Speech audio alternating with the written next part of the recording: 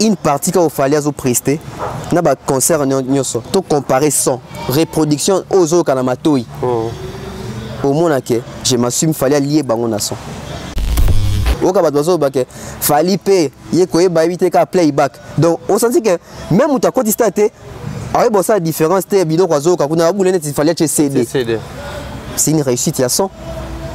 Parce que mouton comme ça différence il y a playback te na son à solo. Lumière ils là qui.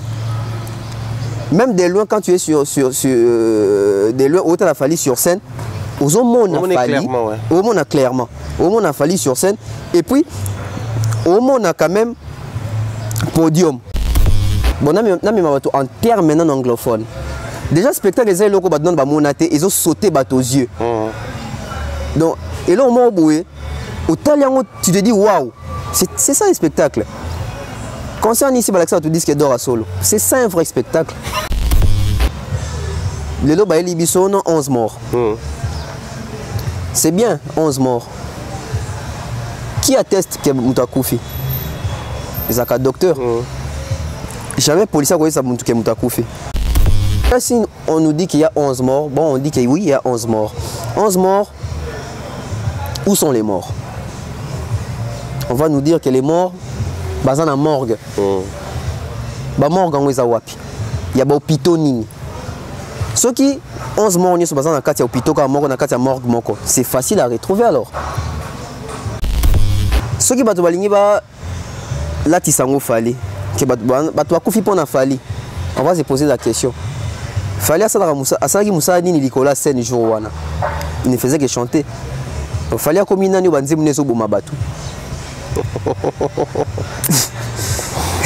Fallait comme une année au budget des reines et aux 4 sabatumitema. Déjà on voit que les accusations sont fondées. So il faut pas incriminer tout ça qu'il faut pas incriminer biso parce que biso de incita qui batu ça que police na biso nana ni na biso et ça la musala. Lobby hier Nazaraki na quelques membres de la fondation Fali na Ken Piana Valdi etc. Tout ça qui moi ronde ya bandeko basekui. Oh basekui parmi ba mort. Tout que ta bonne hôpital. Bah expliquer biso makambo bakutana nango le 29. La majorité de maroni soka ke basu ba incident kobima concert. Dans la 4 stade depuis et banda qui wana ba lever des rideaux ou soit depuis ouverture à la porte. Si na souka concert, mutazu problème na 4 stade azate. Moi je pense que tout est parti de la mauvaise communication et mauvaise information. Mais l'icône on a baksapé mauvaise foi.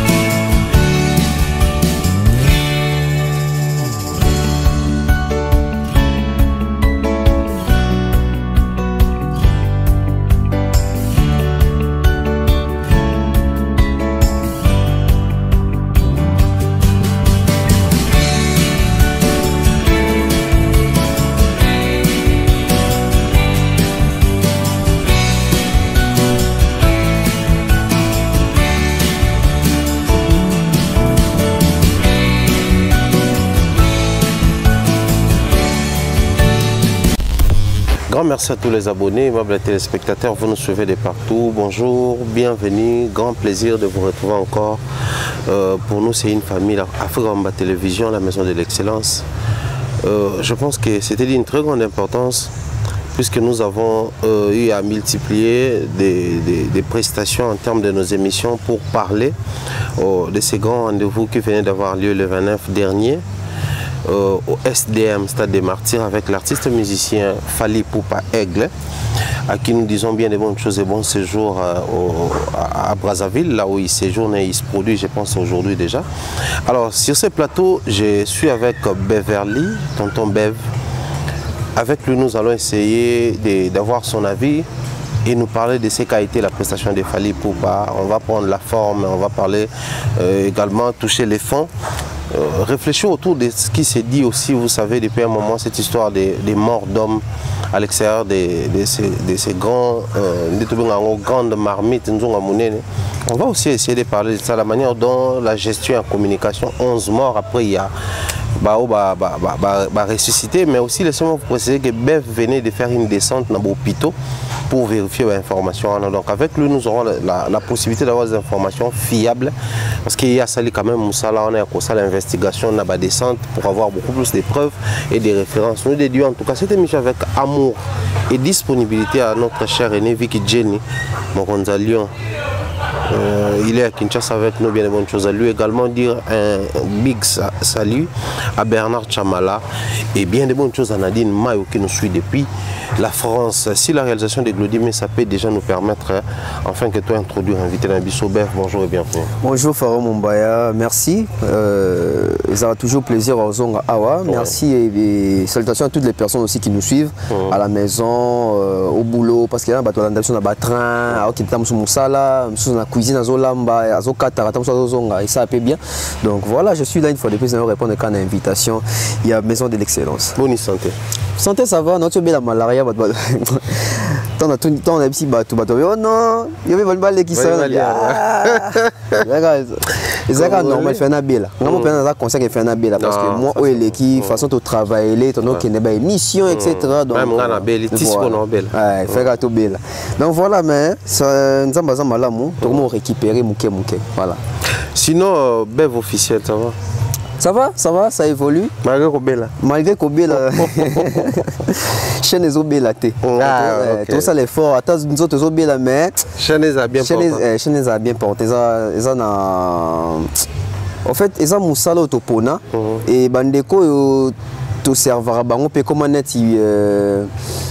Maïpo na bango donc faut pas tout ça d'effort biso ba gens ya rigide des autres zangi sara maïté na ba abonné na biso ba ndara biso donc on peut ça bango matière à chaque fois ce qui ezali donc c'est très important. Mais officiels ils ont évolué je crois année avant ici là année en attend au banda tous en moi pour parler moi pour les locaux on attend donc ba au moins ba au CP là ba on a peine évolution il y a ezala Afrique au Bimero Matali sous la Bev officielle les donc tous ça ma comme tout ça.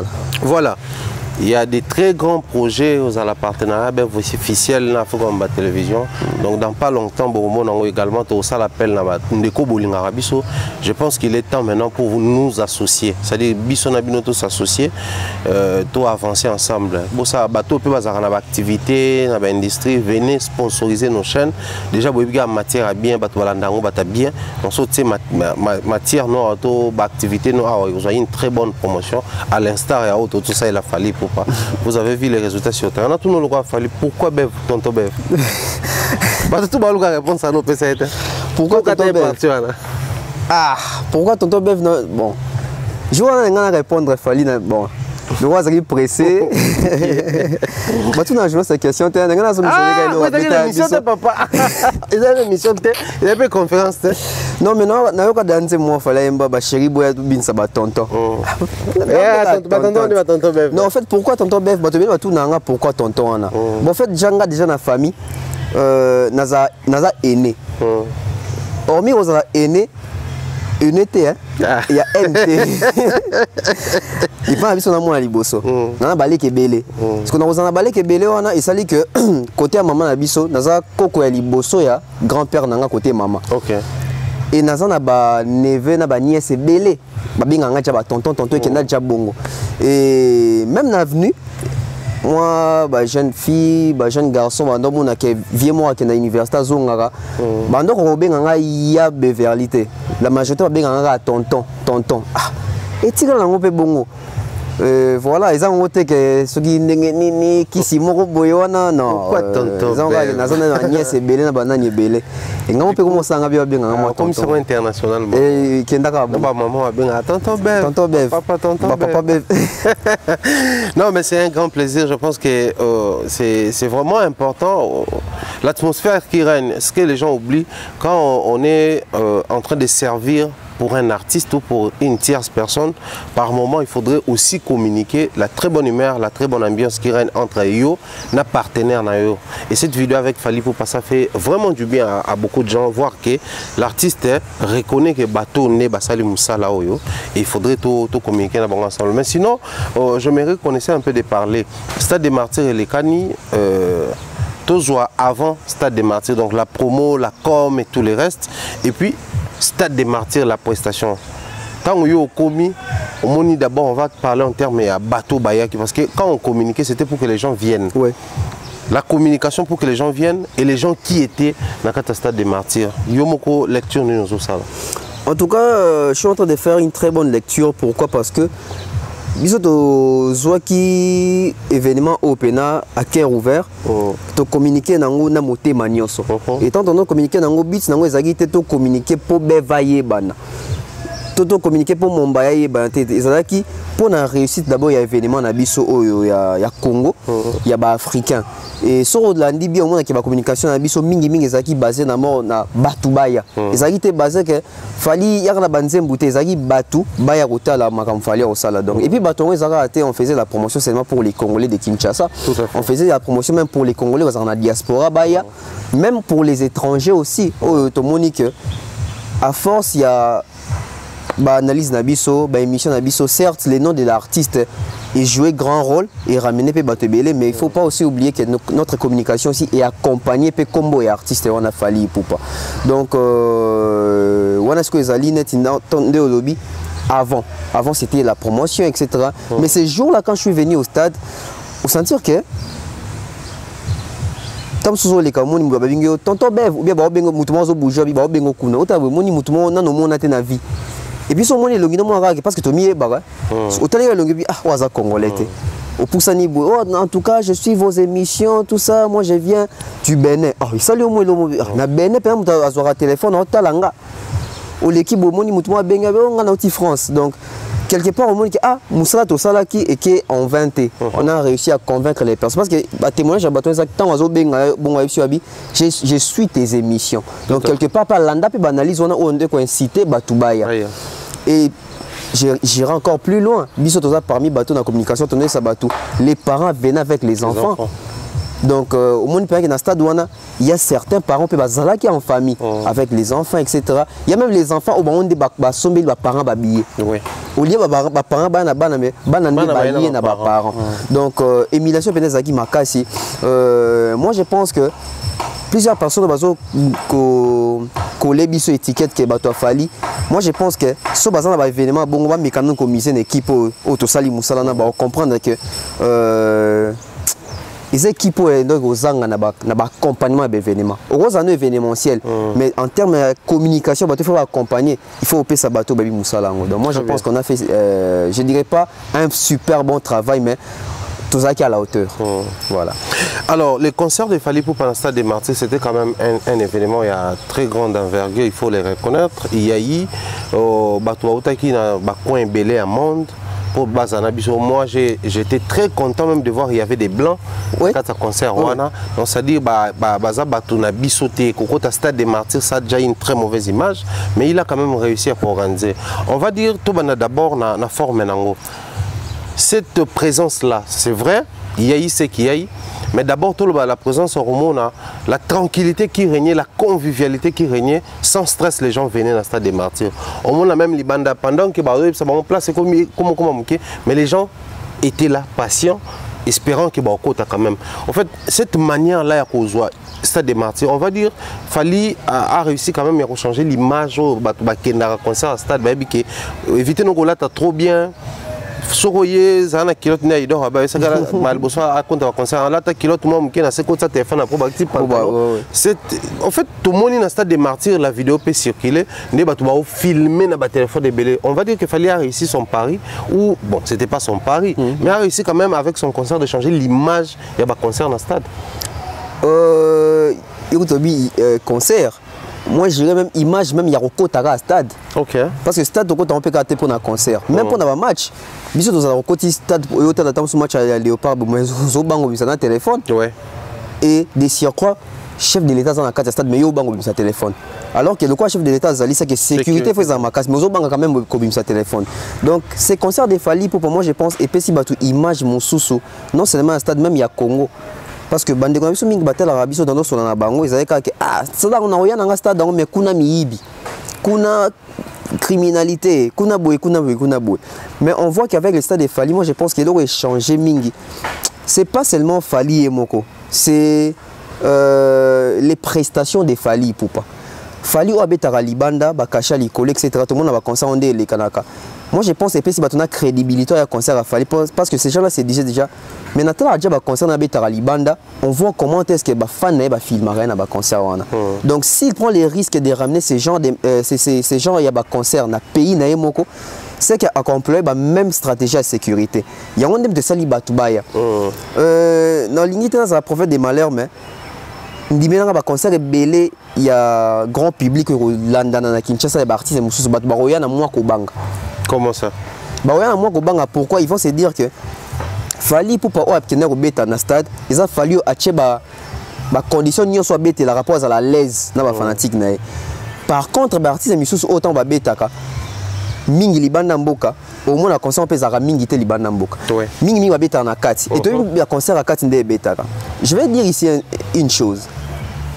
Ton parti c'est belé babetara chaque week-end na Kinshasa.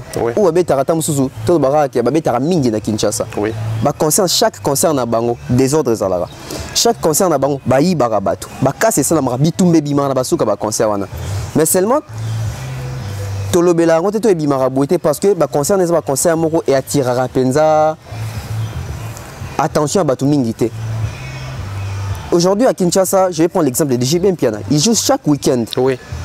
Mais ces concerts à chaque week-end, on les a diffusés. L'émission là. Peut-être. Et puis moi, c'est quand ce caca. D'où, et au plus, ça va votre image que JB est à chaque week-end, mais on ne sait pas vraiment ni les canards à concert à JB chaque week-end. Parce que chaque week-end, on a besoin de toi, Congolais, besoin de fait, il y a mangé une sabitumba. Fait, il y a battu, mais une sabitumba. On a battu. Ouais, les musique, ouais, les damas, non, moi, compréhension, concurrence à Bilamba, il doit y avoir une sabitumba.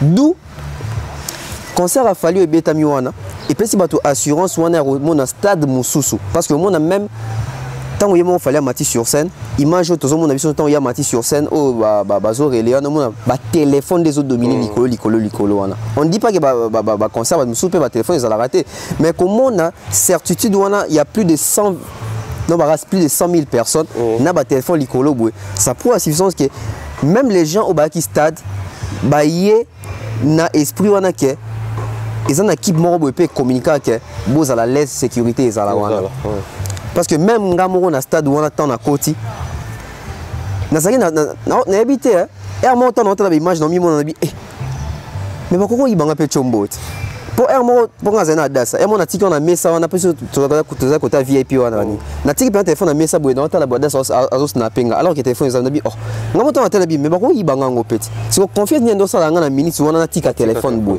pourquoi parce que ngamo déjà zaki confiant que concert wana sécurité ezala bateau ba ya eza bateau to yebi ya lolenge ba kota ka stade te to ba makamndenge ezali to bi stade eza concert ya grand public.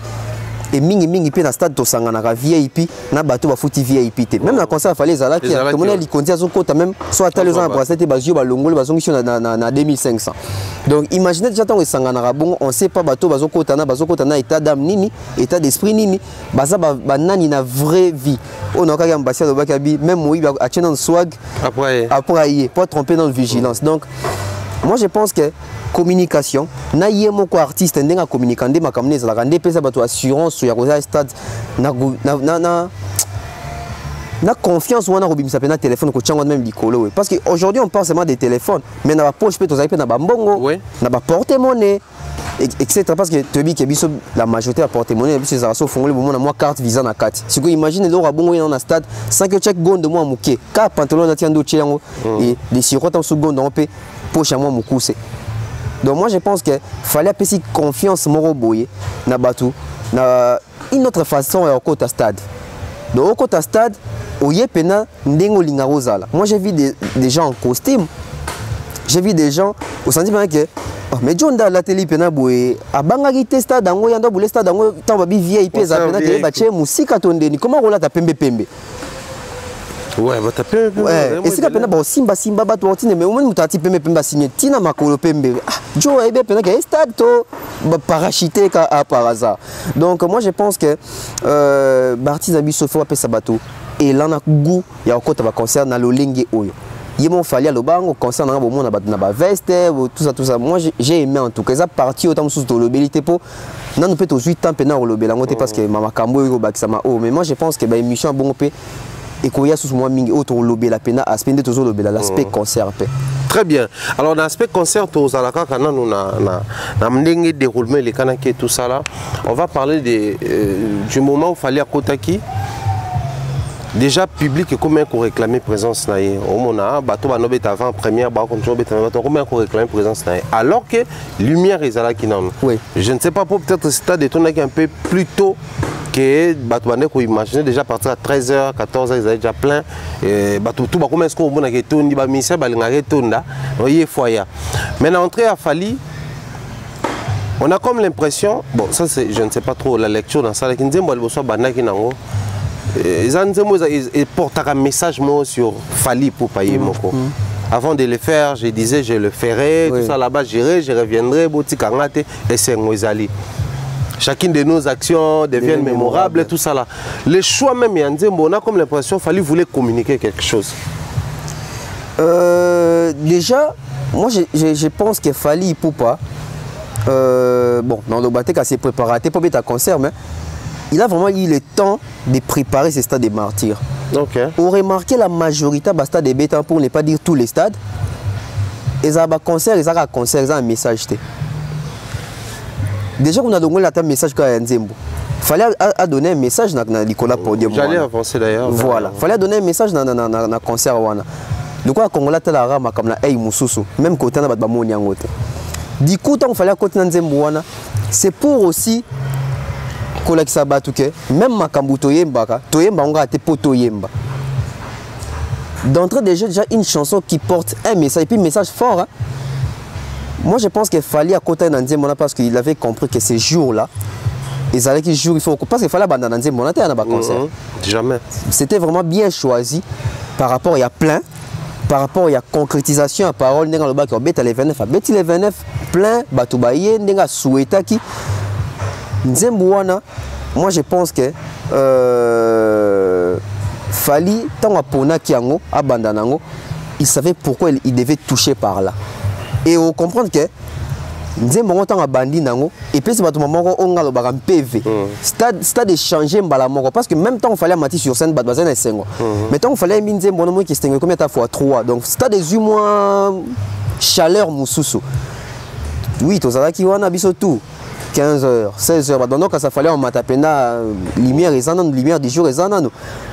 Bah toi ça y est pembe nanga bando sanga il fallait faire matabi non. Il fallait en matasikote parce que trop qui manie mais trop qui maki congolais na zonga na nuana. Biso début déjà que ba concert na biso awa. Artiste pour mata. Bon tobi kate artiste pour mata so ba commis plein.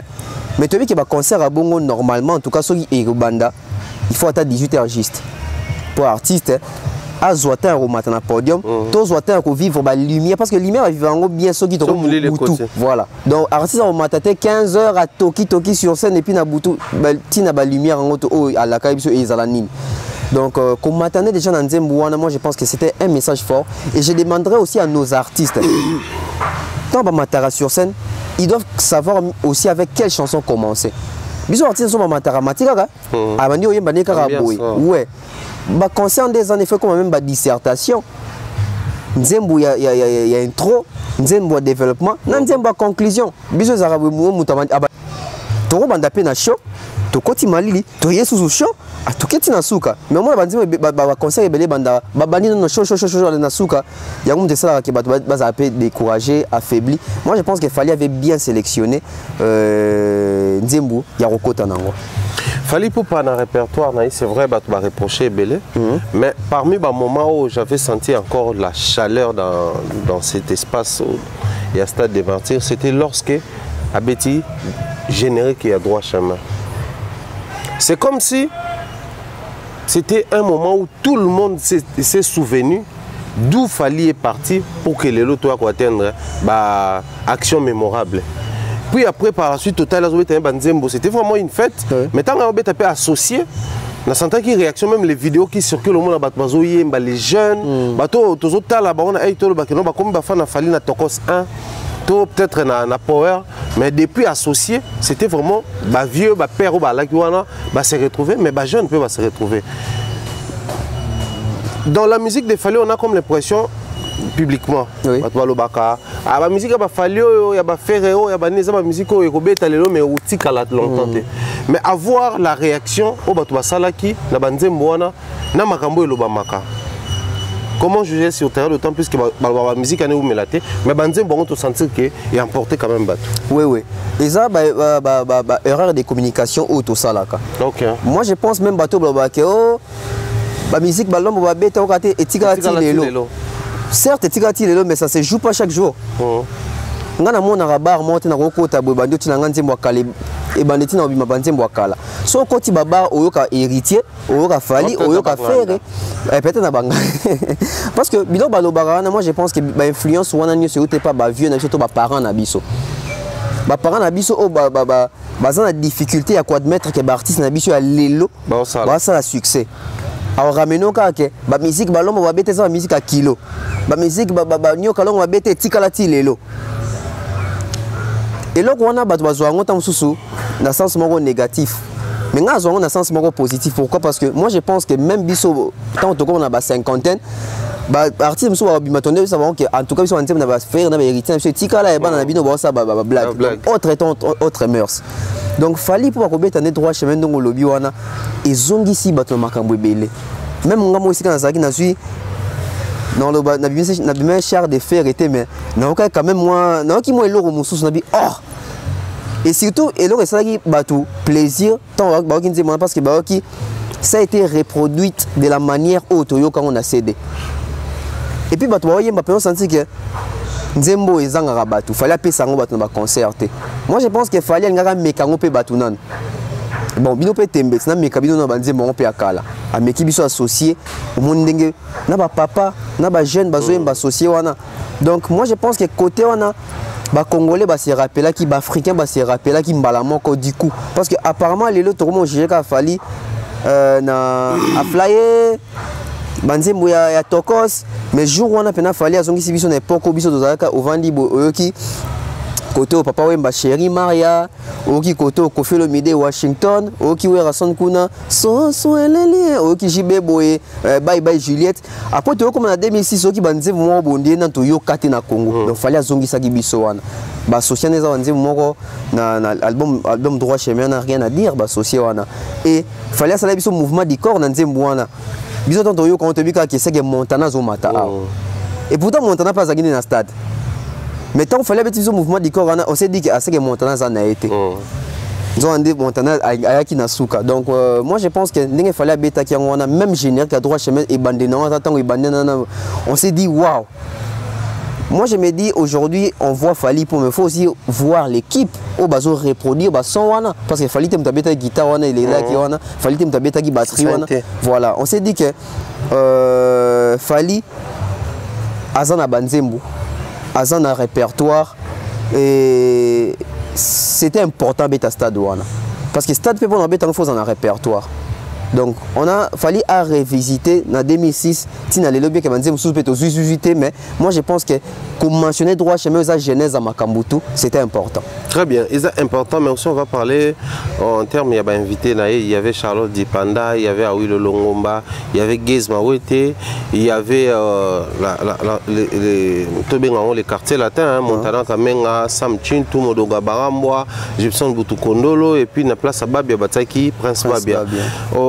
En fait, la sélection ou les choix portés sur invité, on a comme l'impression que c'est parti en dehors, il y a tout ce qui en fait, il y a tout ce qui a été comme entendement au niveau public. Tobiso bateau parce qu'on pouvait se dire facilement d'adjoint Roya, Gim Sakoya, on a déjà pire petit naïe, tout le monde a bateau loco, batiekola, bakoya facilement, oh nani, H Magnum, bakoya facilement parce qu'ils a bateau à Yemba na bango, tu viens à Yemba mannequin peut-être au lieu de Papi Kalombo, tout le monde a Naza Mati, qui Black Amatiza bateau yo, Azarana bango. On pouvait aussi s'imaginer pour tout le monde une vidéo na Aya Nakamura na studio.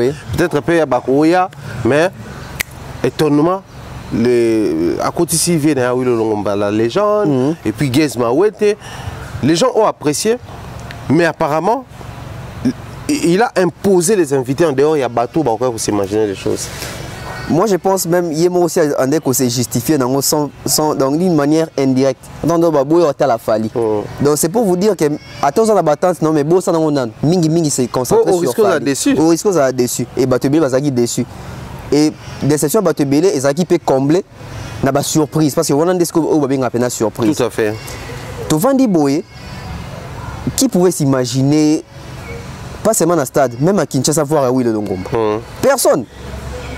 Vient d'habiter légende dans l'Afrique francophone et anglophone où on a vu le Longomba défouaté légende dans Rosakanate ba pisco ya kutu ba idole na ba nini na ba Nigeria ba sale ba film na combo na etc. Donc jour on te beka dans stade da Jumo Boazandongo lobby ba H Magnum ba Rake Black ba Naza biso de beka bongo tout fond pena bo ki pena que faites du bruit pour mon vieux de légende à Will Longomba tant de bato tika ki donc stade tika les okamwa à Will sur scène, Caroline a oui. Tous les gens qui s'appellent Tondi Maté qui wana Will. Tondi Maté qui wana Will, VP a gardé toujours malgré âge du colon, mais on s'en dit que vieux forme ça toujours et puis ils ont ça. Donc moi je pense qu'il y a déjà comme on est sur scène wana fallait pessibiso et le wasika ils sont dans stade na stade Théo Betama na Congo. Et le connaît. Eh ah Will sur scène. Ça c'est vrai. Ah oui, le sur scène, na ba stade à Congo non tout monde en côté. Moi quand je disais que ça aux événements, bah doit non moi net na Meli Bang ya Mikolo. Alors que ya Sika. Ouais, bah doit non na Meli Bang ya Siko et Bibi Mikolo. Non. Parce que je sentais la chose, fallait sentir la chose. C'était vraiment un événement. C'est un événement parce que Tissiko les événements. D'autant plus que Tobé Takamasolo. Tobé Takamasolo, on voit à Will Longomba sur scène, en tout cas, à moins que Nabosana. Les prestations congolaises à Wana Congo, en tout cas, on a habité.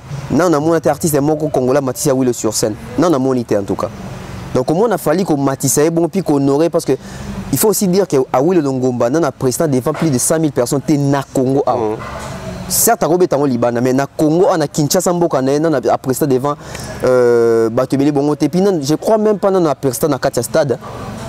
Non. C'est la première fois. Donc, déjà, il fallait honorer. Et puis, il n'y a pas honoré, fallait Yakoya. Parce qu'il pouvait aussi dire que petit Nanga, Nana, qui n'a pas Makamunanga. Mais il est venu et il est déjà chaud. Il est déjà chaud dans le stade. Et puis, en dehors, on a eu comme on a tout vendu oh. Na prometteur bino nzembo mo pas ça prometteur biso biso de bika nzembo ngo e robima nango wana oh tout à nzembo on a bien on a Charles Dipanda so to mi poser question fallait qu'il va nous sortir un album Rumba Charles Dipanda yo ça ni na makambo ce qui featuring c'est que ba obeta mo ba chamo robo oh tout à pena Rumba pena Charles Dipanda bimiona et puis la beauté de la chanson est que et bimi les mêmes jours où il fallait dévoiler biso peut-être biso ngana kanisa qui fallait chata sous playback to zoyo kango mais ba reproduire ngo sur scène et ngai sengo na ngai ça que na moni Charlotte akangi maloba nzembo même yemo fali ezate bazo ka CD puis bazo mete bazo yemo do bakangi de nzembo ba enregistre donc ba pesi biso ngo surprise mususu yango wana et il y a eloko ya sikali susu yango wana o esala ma pété na basta de beta na Congo sentir que album Robima ba libino nzembo moko en exclusivité boyo kango pour la première fois to longwana boy Gez Mawete ba tout temps so ba négliger ba bika bon Gez petit ne fala za la mais ba comprendre le que les canaux étaient dans stade. Imagine-toi et coïncider ton Gez Mawete à Mati moi technique et salibiso en bruit et fallait le roi professionnel bon n'a qui s'est changé mais Gez Mawete n'a ticket au podium Gez je crois à jouer on a podium on a attends 25 minutes hein. Oui, koleka ba guest. Koleka ba guest tout 25 minutes à prestation et heureusement il pas à professionnel malgré technique personnelle qui est moins en bruit à même ils sont des akoko mais mabiso wana. Donc moi je pense que Gez était Ezali deuxième fois, non je dirais même troisième fois, fallait apprécier visibilité dans l'opportunité. Il y a liboso zara na c'est raté. Fallait featuring on a fallu appeler ça pena Gez et quand ça Gez et puis partout puis premier trophée à Malonga Gez a zoa libanesa pour na featuring on a Frima. Deuxième ezaki na Bercy. Comme mettre dans la scène où on a pour na bateau puis ba yeba Gez te ba découvrir puis wana. Tout à fait. Et troisième côté qui est le stade bon et puis qu'on le baquet la star la future etc. Donc ils ont dit moi passation à pouvoir moi fallait apprécier donc Gez il faut y bandeni à Roger Rango parce que fallait pena apprécier et tout vandi boué tout à la boué oh surprise à tabino mo bo s'attendre na ngote ngas ko sika za na bi ah ceux qui to s'attendre na ngote au moins vraiment parce que ngas ko na mi de ngada na analyse ndo baquet mukolo kofia au matin na ba baboni ba ko ma to ko lola to ko ba me mabanga buena moi ça me fait peur la vie ah oh fallait génial ngasa biso bo ta ba to s'attendre ki na ngote et toi na qui ba annoncer quartier la tête binzambe na ngai oh fallait ngasa biso ni na table na moni Montana moi quand j'ai vu Montana donc na invité à quartier la tête muto pesenga muto salenga senga ko Montana za tête ah bon moi voir Montana en tout cas ngai selenga plaisir au santé c'était pourquoi parce que Butu Kondo je les vois souvent dans ba émission etc il y a peu qui moi souvent Montana za na kin Sam Chintou Kolobate, tout le monde a même pas prestation, n'a Bodoug, etc. Modogo, lui aussi dans la émission, tout ça. Mais Montana, c'est comme si Azagi Moutoumou a battu un moment trop. Comme on est à un stade, bon, je me suis dit c'était important. C'était important. Et si quand il fallait ça, un mouvement de corps associé, alors que Montana est un stade, à quoi peut matисser ça et le Ronéwana. Mais bah bombier pour un quartier latin. Et moi, je pense qu'ils ont parti Oyo, la meilleure partie pour Nangayangoana. La meilleure partie pour battre M. Disque d'or, pour M. Malka, la meilleure partie dans les quartiers. Pourquoi? Parce que Fali a voulu aussi prouver, démontrer que la première fois on a foulé en tant qu'artiste, c'est grâce au quartier latin. Je crois que ça en 98 ans, Bakota Sika, et puis à mi balé en 2002 dans Ifrakata, et puis à Zongi pour la troisième fois, comme Yemorosko Kolokop. Donc, l'équipe Sabande connaît à Modogo, même qu'on aurait mémoire, il y a Babiando, la Chokoro.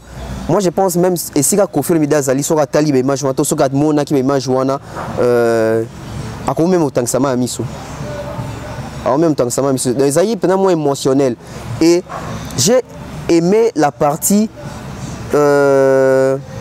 Modeste ya Fali banzembo babetaki ya partir quartier la taneza banzembo Fali azalate pour na peke bon to beta oh seringa na chef d'orchestre o ngana yemba na kati ayembi banzembo ya zalate déjà je n'ai que ba côté na ngwana Fali azalate na époque wana bamboshi basomo banini nzembo wana amina ngani fote na Fali yemba na kati te donc moi je pense qu'ils ont participé modeste naie et a tchepena quartier en avant donc c'était important. On va prendre les invités, mais on a des volets. Voler le bosso, jeune talent, l'équipe a fallu. On va mettre qui même avant, première, mais on va illustrer une image à Gez. Gez aujourd'hui qui a eu la possibilité de se produire devant plus de 130 000 personnes. Et de surcroît, il y a eu une panne technique pendant qu'il prestait parce qu'il insistait à ce que les DJ sont préparés pour permettre à ça la format et ça a mis mais à cela ne tient tout ça quelque chose à Binisi Batou à Ningisi Batou. Cette expérience là je pense qu'à Rose a chance toi bête stade plus tard toi bête un festival pour réunir peut-être plus de 100 000 personnes mais dans stade il a fallu Yomogoto Souleva, il fallait présenter, faites du bruit pour ma star, relève, Gez Mawete. Il fallait qu'il considère Gez comme sa star, Gez qui est considéré comme relève de la musique Nabiso, ils ont assuré. La relève est assurée.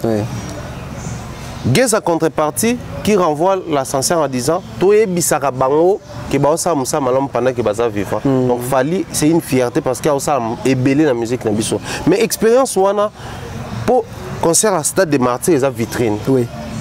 Soso, j'étais avec elle sur le plateau, elle a découvert l'artiste Belé ou Yépe Aïbarité Kuna. mais ayela qui fali bande ko belo ba ki wana bayela qui fali mais permettre on ba mona ba performance ya Gez face à Batola parce que même ba fali ba betali solo que non tant ba kota ba stade ba ressentir quelque chose il y a Kofi tant ba kota ba Bercy ba ressentir quelque chose les émotions même yeye moko artiste tant à côté vous sentez que Boro et Tony. Or, langage Joana, Azala en autre côté. Mais tant que le bien relaxé, les plaisirs et l'émotion, que j'ai réussi quand même à réunir plus de 100 000 personnes dans la période de musique, ils ont une crise dans ma belé. Expérience en temps, Gez Bossa, avant même Bastade dans Bangoya, parce que Bango a la chance de se paraphraser. Il y a au bétané, il fallait qu'on a Kofi Sima et Kobeta. Bango a bandi Mbamo, leader. C'est bénéfique aussi sur le plan musical ou carrière. Il y a Gez To, invité au Bayakiwana.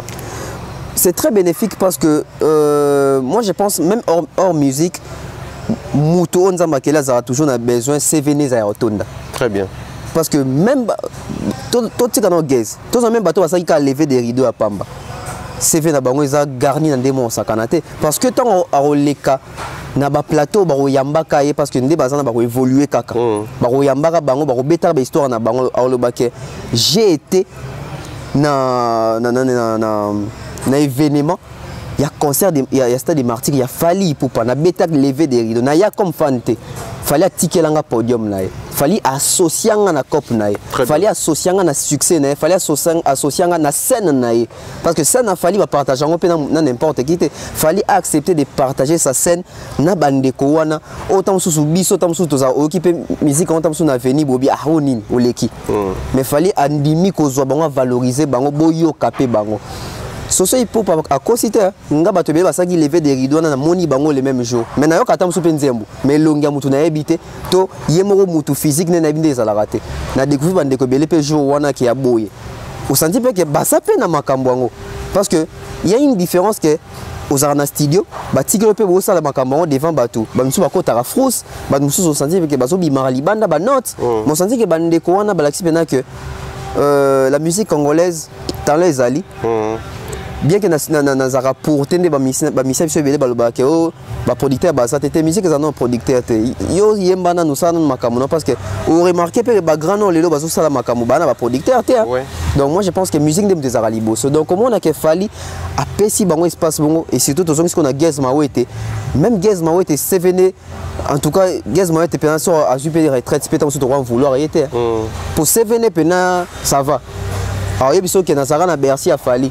Alors il y a biso qui na beta maroquinerie. Alors il y a biso qui na signé na boma et musique. Alors il y a biso qui na bimisa pe album moko na Congo awanzela moko na ba faire na ba même na tokos de réédition.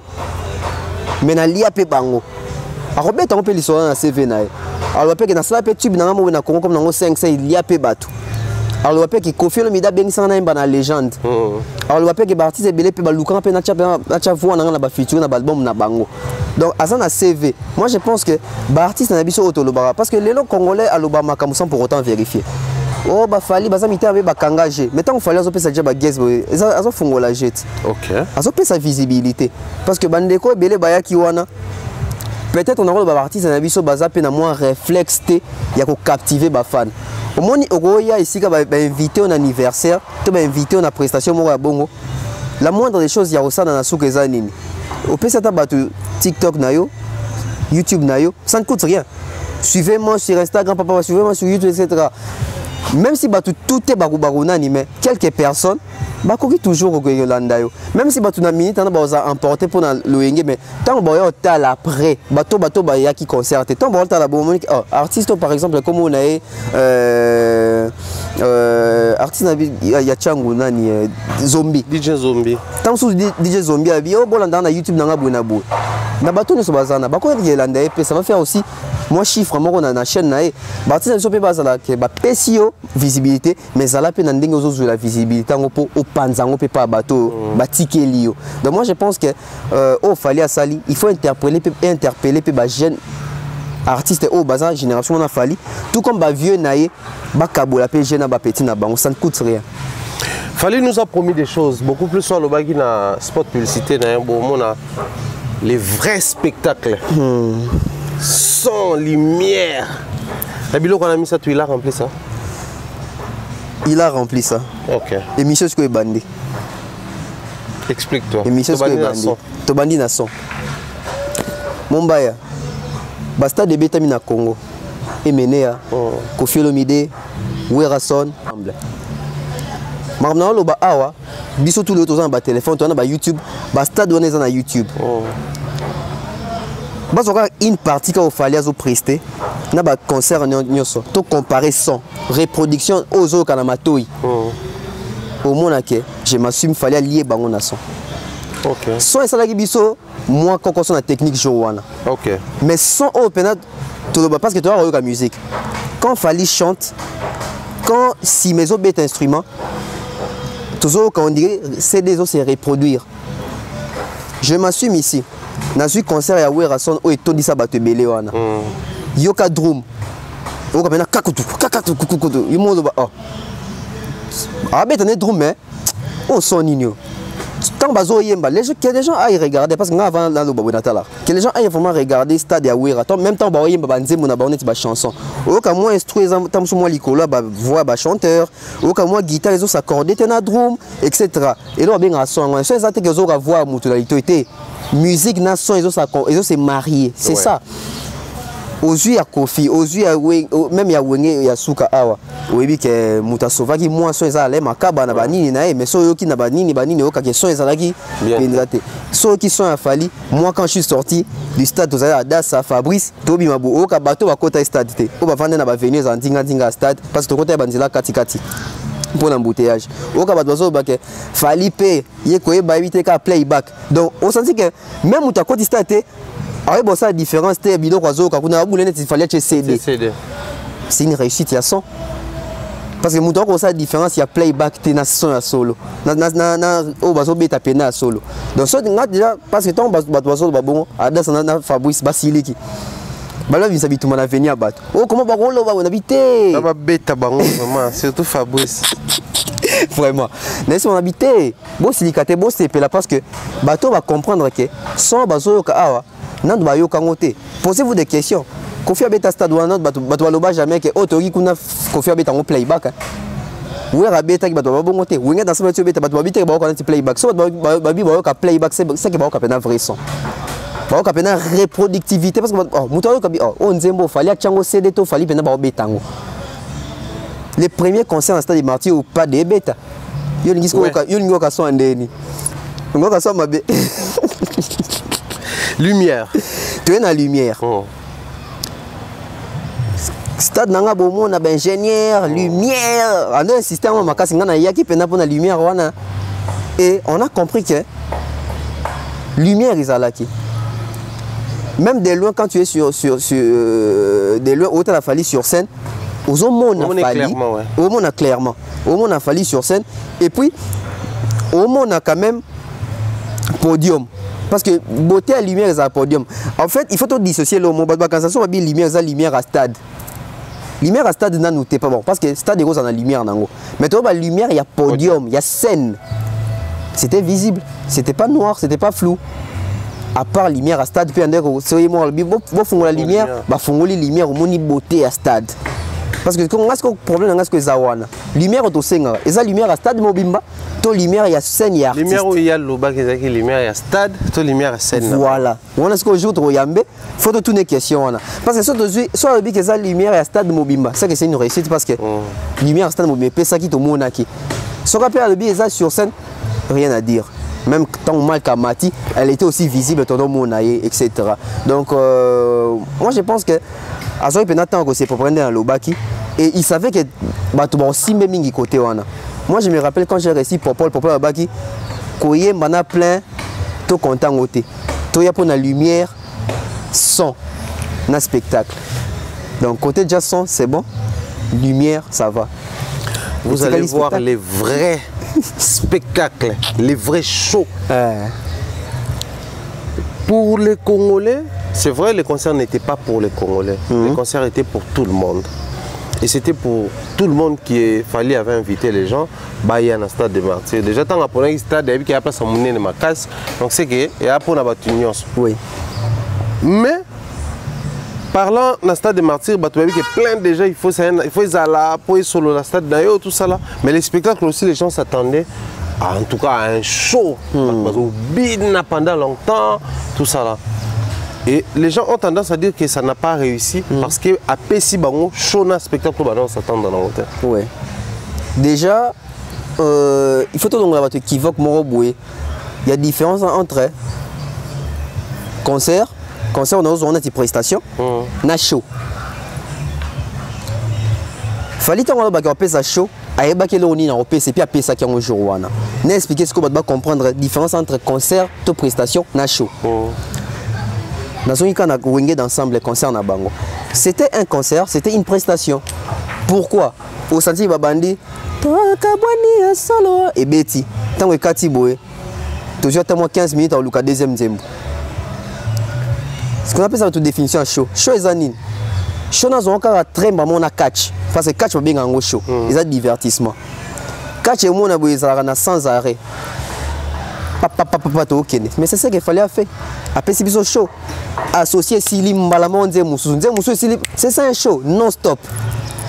Donc quand il fallait dire que n'a pas ça show, eh bien que après ça vient le moment où ils ont la cassure, tu vas couper.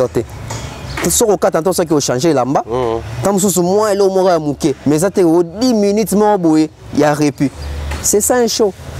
Donc il fallait donner un show. Les spectacles. Les spectacles. Spectacle non à la congolaise. À la congolaise des années, à la congolaise des sauté à la stade à Ouera, nous sentir que Babindombe, Tara Mutamunene, Mutamas, aye pena be so carpe shit, ya Jackie shit, faire kuna net ya buka na tonde nini. Pour na congolais spectacle ya ngwana. Spectacle les années pour na congolais et ça que Ouera son a télémi pendant 5 minutes à zo bouger té. Ba il a le timoto boy faire Ouera senti à 6 millions pour na batu spectacle ngwana. Serge Mabiala bata sauter raté, ba ici il faut ça les faire sauter.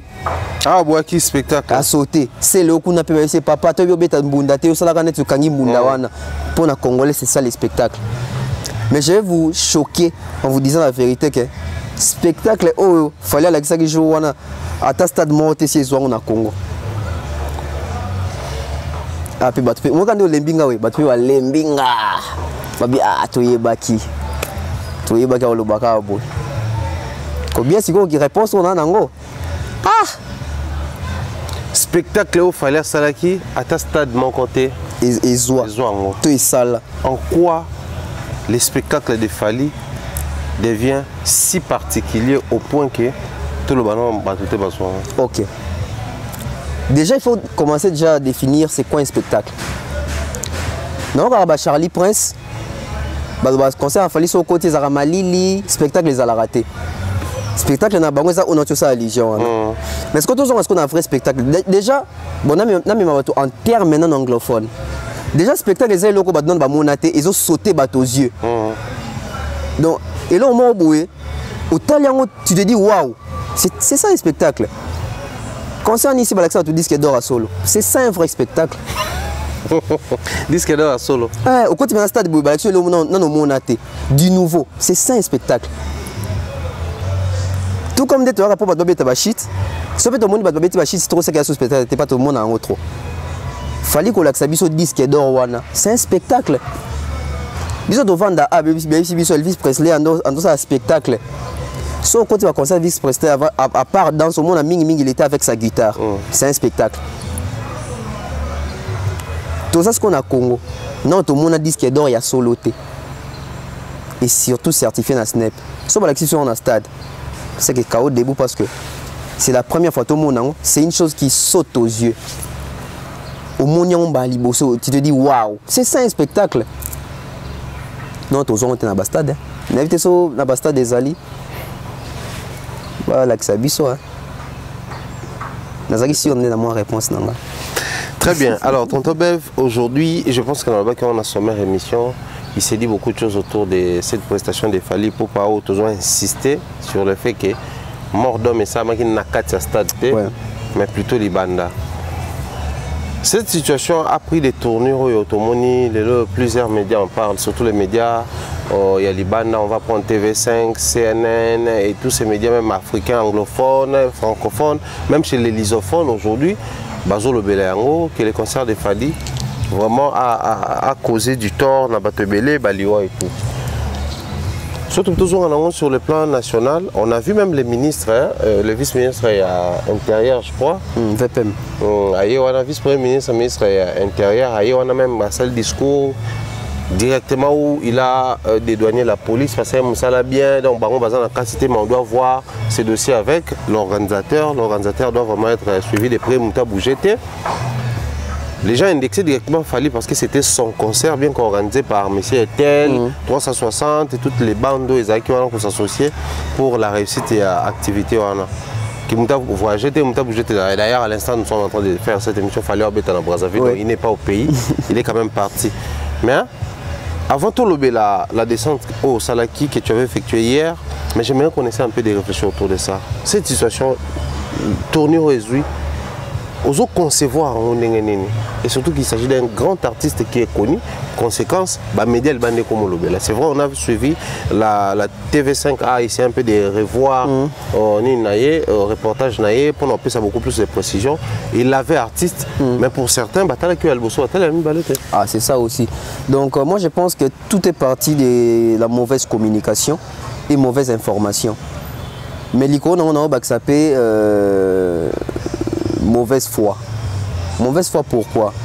Déjà, le lot a 11 morts. C'est bien, 11 morts.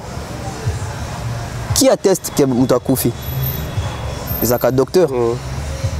Jamais policier a dit que Moutakufi. C'est ça la vérité. Les policiers jamais attesté que Moutakufi. Moutakufi est un médecin parce qu'il y a des gens a commis acte de décès. Déjà, si on nous dit qu'il y a 11 morts, bon, on dit que oui, il y a 11 morts. 11 morts, où sont les morts? On va nous dire que les morts, ils sont dans la morgue. La morgue, il y a des hôpitaux. Ceux qui 11 morts, ils sont dans l'hôpital, dans la morgue. C'est facile à retrouver alors. Si on te met une question, les 11 morts sont morts dus à quoi?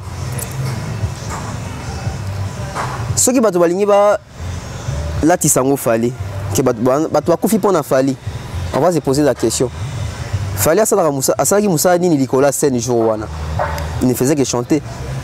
Fally a commis nani banzi munezo bomabatu. Fally a commis nani au bajet des reines ezo 4 sabatu mitema. Déjà on voit que les accusations sont fondées. Si on se trouve dans eloko baba qui étouffement.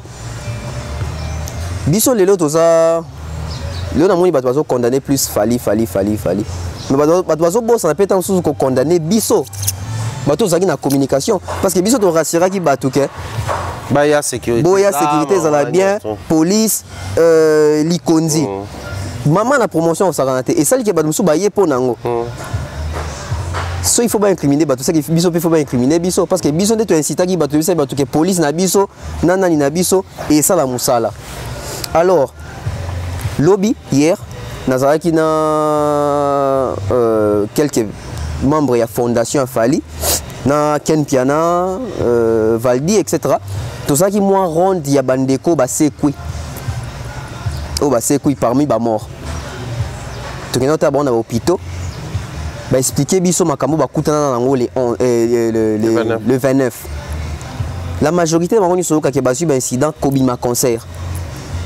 Dans la 4 stade, depuis et banda qui ont levé des rideaux, ou soit depuis ouverture à la porte. Si na souka concert, nous avons eu problème dans la 4 stade azate. Soro qui bande connu, ça eu problème tant bazo bima libanda. Bazo bima libanda pour anini. Parce que on appelle ça sur élément en détail. Bien que tu comme dans makambo, mais na zonga muke. Vas-y. Bobi malibanda pour anini.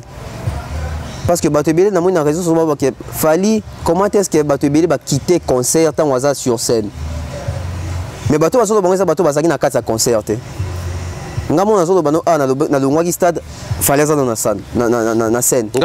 Voilà. Pourquoi to kitaki concert? Autre temps autre mœurs, na moi bato baso on a ba comparaison non ba stade ba wera ya ba JB ba no tikati ba 23h mais c'est normal. C'était en quelle année? C'était en 2001-2002. Aujourd'hui, ça va faire 20 ans. Autre temps, autre mœurs. Est-ce que Kouloun à l'époque, ils allaient Kouloun à l'époque, ils allaient raté. Les autres, on a Kouloun, on a une sécurité à Kinshasa. Moutou avant d'arana Ngaliema. Moutou avant d'arana Mongafula. Moutou avant d'arana Tchango. Bolinga Longo Stade Ernini. Parce qu'il faut aussi tenir compte de ça. On ne va pas rester là, donc Fally Azawana biso tout 23 minutes. Non, non, non, non, non. Bato zonga zonga bandako. Il y a tout peut tourner bandeko. Bono zonga poani auto ndo wela to zonga pona ngonga pona transport. Il s'est fait que tant tozo bima. entrée et commis moko et sortie et commis moko. Si vous calculez, tout le bâtiment que 100 000 personnes sont qui mais même 30 000 personnes bon il na minute et qui sorti et tika limoko. On les a fallu. Voilà, c'est plus fallu. Parce que les bateaux sont censés aussi la sécurité dans le stade, la police nationale, na l'Ikondi protège. Déjà, l'Ikondi protège, nous avons épargné, mais na Simbisi Bangoba Zanon Pembeni. Na tika dans la police. Sauf que la police, peut-être a mis incompétence pour nous jouer les 29. Selon Batou. Si Fali devait choisir mieux, il fallait pour Nanan. Il fallait jouer à la police congolaise. Tout à fait. La police congolaise a failli à sa mission. Il ne faut pas que tout le cas décharger Bango. Parce que Bango est censé, il y a aussi la sécurité. Mais la sécurité, ils ont même la police ou des Bango va commis donc et tu as sima a la police et comme un guichet. Il y a comme côté ça dans stade moyennant 1000 francs, moyennant 1500 francs. Maintenant je vois 2000.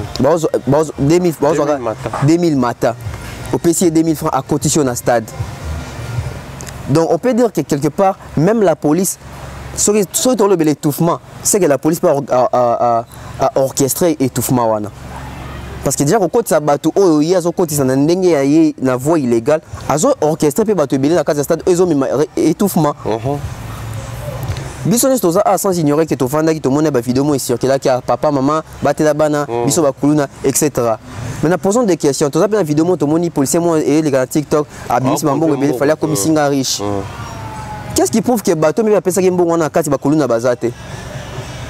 Parce qu'il y a des gens qui ont moutou po, moutou apes si yeboul les afan. Maintenant, si vous avez à côté ici moutou, moutou azan ba armené pour ça la mabe.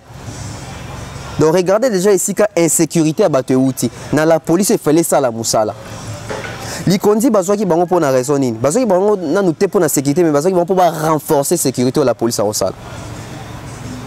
Tu vas dans la carte de stade au conseil boué, on va falloir mater, tu vas aggrader kuna bitumba. Aucun policier, aucun membre de l'Ikondi osé au matin kuna bazoa banga na bango. Et entre-temps, ma sou bezo boa kama, ma banga zo bagozo mutu boa qui l'Ikondi na sa bukanya kufia. Si quand on sortait comme Mouké Bongo. On a souffali, on a souffali, on a comme bateau, qui na sécurité, on a porte à sortie même pour passer la sécurité à bateau, bah organiser ma camion sur ton moni.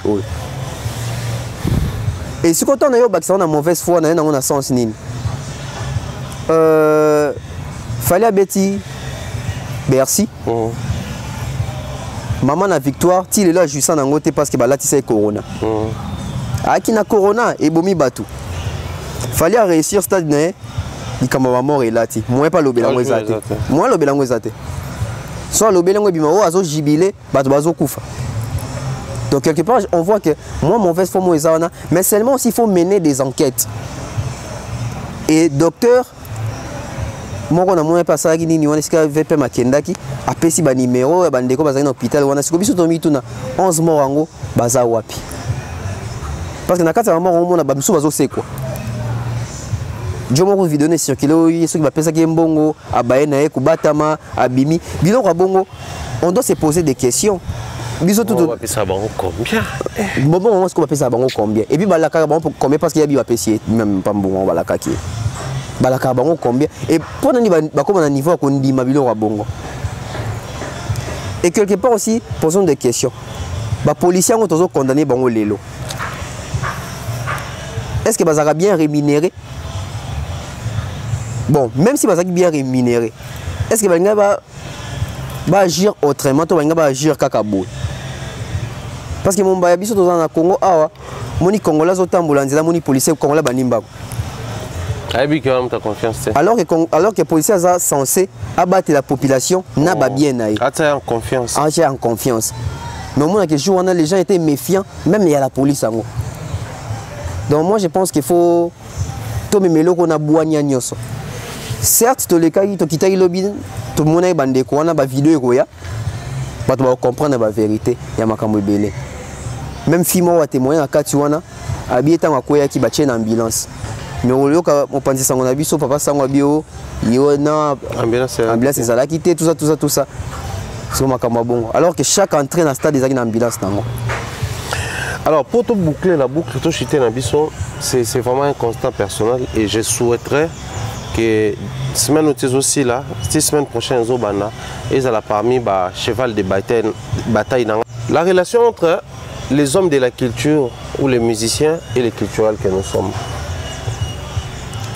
Un artiste et musicien Fally Ipupa, nous étions présents, nous avons vu de nos propres yeux comment est-ce que les choses étaient organisées à l'intérieur. C'est à l'extérieur qu'il y a eu tous ces désordres, au point que l'irréparable est comme certains parmi Bisson.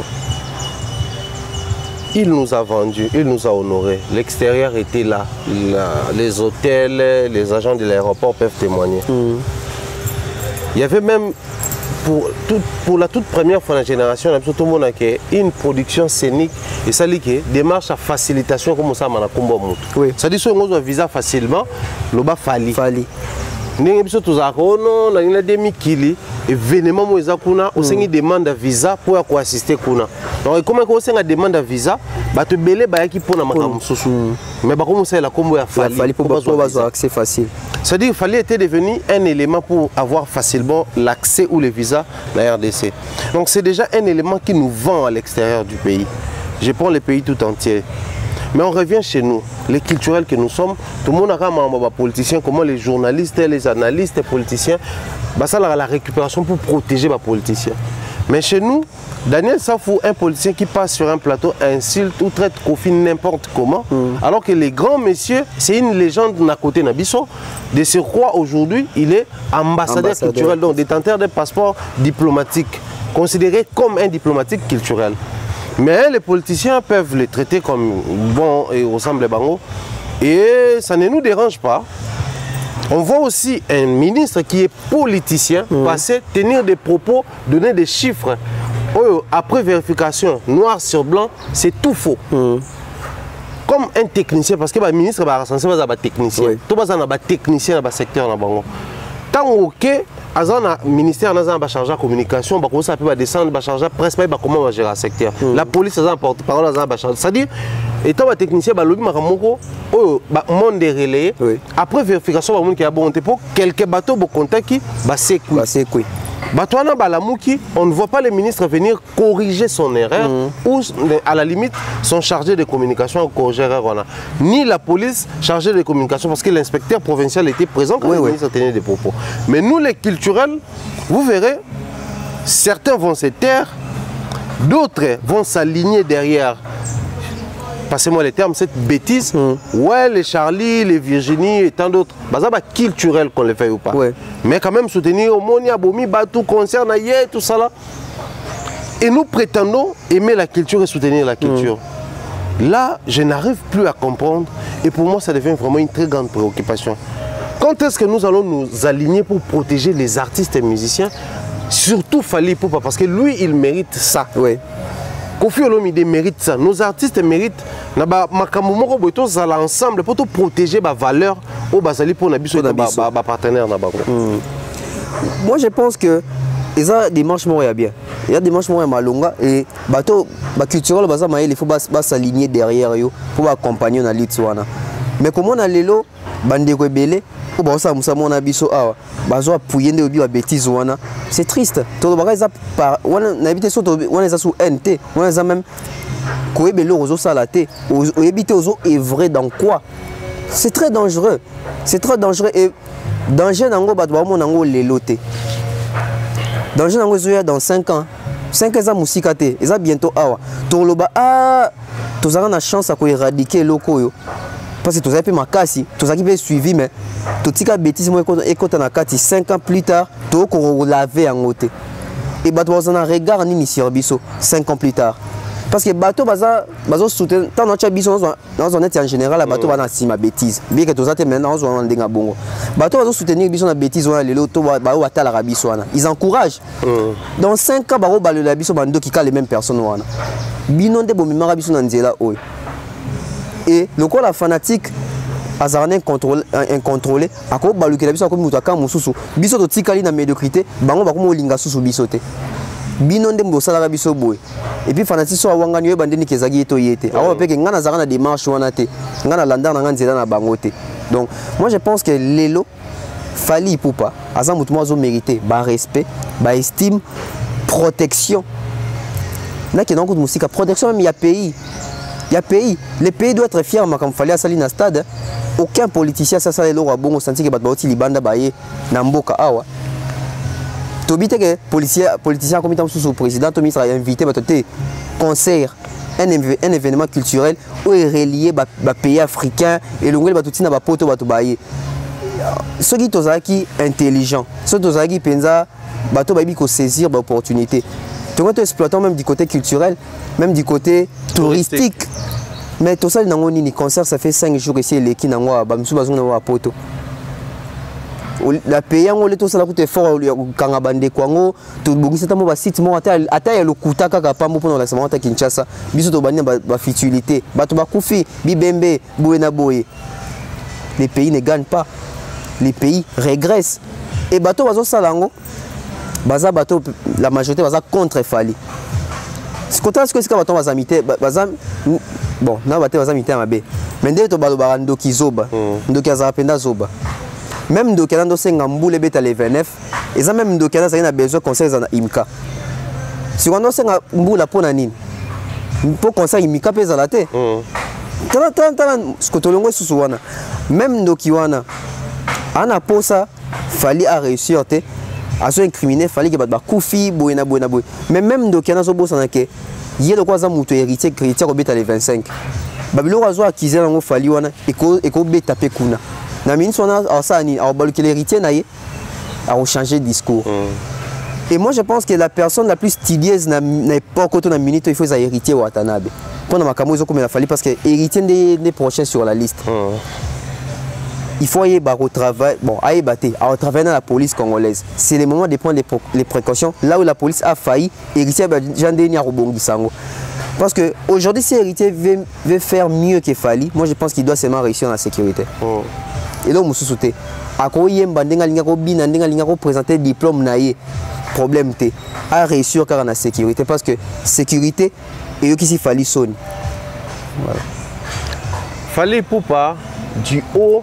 Il y a 16 ans de carrière dans solo. Du haut, il y a succès dans le podium, il y a un concert historique. Après la première chanson, pour parler de lui, mais aussi de ses ambitions, de sa détermination, de sa vision, il préfère passer un message à la communauté internationale. Que ça tire à balles réelles ici, les gens meurent. Dans la province et puis dans l'Est et Mboka. Mais aussi, il transmet ses félicitations à la FARDC. Qui est force Nabino Bossa Moussa Malam. Les culturels ont la flemme de propager ces messages, de s'attarder derrière ces messages-là, de faire comprendre aux politiciens et aux combattants que non, voilà un artiste qui n'est pas obligé de dire ces choses, mais il est dit comme ça. Parce qu'il y a que les activités culturelles, elles ont une influence dans la communauté internationale. Oui. Déjà, il est invité par Prince à Monaco, il est invité à... Tant que tout le concert, et les concerts de Fali Poupa, c'était une très forte attraction en termes culturels pour vis-à-vis Afrique. Mais le courage vient quand il faut dire des choses aux habités. Et même les politiciens qui prétendent que les musiciens aujourd'hui sont sanctionnés en Europe pour les politiciens. Mais à mon grand étonnement, le message il est inaperçu. Ces mêmes politiciens préfèrent venir nous parler des 11 morts alors que c'est une histoire montée de toutes pièces. Voilà encore là où Congolais a distrait dans des morts ça ganaté. Au biango awa, toza ina nous combien de journalistes jour wana to ba culturel jour wana. Ba mususu tisi ko pena ba yo kangote. Mazala ki wana. Tant on a émission de loba et aloba qui peut bongo. Parce que on remarque même Congolais tellement ça distrait, je vais le dire ici tant on fallait ça message wana o kabato bazo mbakuna entre jaloux faire ou wenge boyebela. Au lieu bato ba message artiste zo do ba Nicolas podium. Moi je pense même la émission na biso tu séquence à liboso parce que apparemment au fur et à mesure biso bato toza censé informer bato tozo beta likamona kara parce que ça biso bato liboso de toya fallait appeler ça ambulance mais pour ni tolobela ngote fallait aider bato na est mais pour ni tolobela ngote tozo la kato bato attaquer fallait ni toya olobela ngo. Moi je pense que na émission na biso photo la sara bato makambo fallait ça la pour makambo fallait lobara wana message on est un message moko important clé nande mo sakanate oh il fallait zalaka un événement fali pour baloba il fallait zalaka un événement fali parce que babi tuna poni artiste belete fali orane libanda eza oramoro na batunyo sauté concert a fali wana ndenge ke libanda bongo et ke na vision mususu communauté internationale le kola bayebaki que événement mo mené dans Congo oui tout ça tu moni ba Claudicière ba Juliette c'était pas aussi hasard au monde bango wana tant que biso to kanse ba ki kana disque d'or mais bon ça la papier ya nini mobimba et là qu'on a fallu le baki wana to kama biso to lo bilango te mo kama kuna nde yango nde bato ba chango bingika moi à partir fallait le baki wana pesika message wana féliciter FARDC etc. et là la communauté internationale bazango besoin yango wana bon biso tellement distraction l'équipe trop biso to il fallait l'attaquer nini fallait robeta nini fallait boena boye au dernier fils nous sommes dans ça et malheureusement même les culturels baza dans ça oyo kate Charlie prend ça analyse à stade fallait à brandir eloko wana sûrement que donc la zaki pe na stade te bazo memele ka ba rencontrer pas zo ka bon zo do bon ka bon c'est triste. C'est vraiment triste, mais je pense que dès la semaine prochaine, nous allons vraiment battre campagne pour apprendre aux gens à protéger les valeurs nationales, à l'instar de Fally Ipupa. Et ça va commencer avec lui, parce que c'est lui qui est au sommet. Ceux qui sont au sommet, ils ont la makasi, tout bazanase, ils bénéficient de la lumière. Ça va partir de Fally, ainsi Wata, Gali Garvey, Gez Mawete, Inosbi, ils bénéficient d'un avantage. Parce que j'ai pris vraiment le temps de réfléchir aujourd'hui. Où sont les maisons construites par Inosbi? Atonga banda kwa pesa mais boka ko kaboela ngo batute tilelo simplement parce que bino bo ko créer équitable bo bakisaka banda kwa le bokaboli to bokabola wana et puis botonga puisque vous êtes incapable de construire les maisons pour na ba sinistrer à Goma bo privé peu artiste à exprimer monter en malabone et le monde ne va pas comprendre ça. Donc moi je pense que dès la semaine prochaine nous allons battre vraiment campagne to banana ko dénoncer ba faux mort bo créer les biso et puis to continuer nango et vous avez une très bonne chose. Bref to comme na souka un dernier message et puis ba dédicace non. En tout cas, merci Faro Mombaya. Plaisir à trop. Baliboso Yambanga et Salinga bien. Vraiment. Donc, j'espère que dans Ozonga Lissousou, nous quoi peut-être qui m'a derrière tant, on remercie Kaba sponsor Nanga, les boss Mathieu Chananga, merci comme ça à Monsieur Franck Kassongo, Mr Mukanda Muktek, César Amaniamani César, Jonathan Mondila, Monsieur Eric et Madame Laetitia Dionzenza, Gatiarel Mobutu, merci comme ça à mon grand frère Mandalelo, je salue comme ça l'honorable Prince Toukouz dans un séjour à Kinshasa. Fiston coloqué Pena Pessimbote, Kelly Charoston, et Maman Flo, hein, toujours. Merci vraiment à tout le monde. Hein, donc, on a l'ingatena Zalamo Moulaï na Mabanga. De quoi toujours courir déjà derrière temps. Donc, les gens continuent à vous abonner sur la BEV officielle aussi, la maison de l'excellence. Donc, Africa Mobimba TV, abonnez-vous massivement, c'est très important.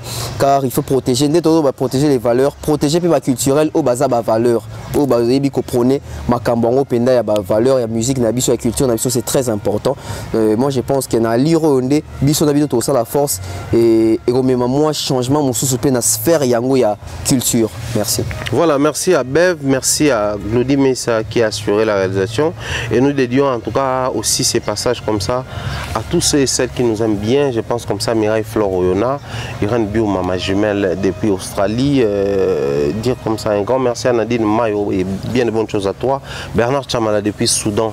Bien de bonnes choses à toi, cher frère. Pourquoi pas dire bon séjour au pays à Djia Igari Iwele. Iwele à Bagari, Big Bro. Bien de bonnes choses à toi. Bon séjour au pays. À l'honorable prince Toukouzou. Toukouzou Yaba, honorable.